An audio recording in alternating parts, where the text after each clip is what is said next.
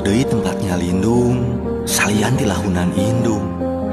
Deui jimat anu agung, salian ti pidunga indung. Hiji jelema anu sampurna kanyaahna, hiji pananyaan anu bener-bener boga jawaban anu selalu kabuktian. Nya, eta indung. Hiji jelema anu salama hirupna moal lesot tina doa. Doa jang urang anu jadi budakna. Najan nyatana loba budak nu pi anjingan karena kaindungna justru kalah ngababukeun. Tapi kumuliana indung tara pernah ngapermasalahkeun. Urang seringkali popolotot sosorongot, padahal selama ieu doa jeung kanyaana can pernah lesot. Keun bae karasana mah saat isuk pageto indung maneh bener-bener maot.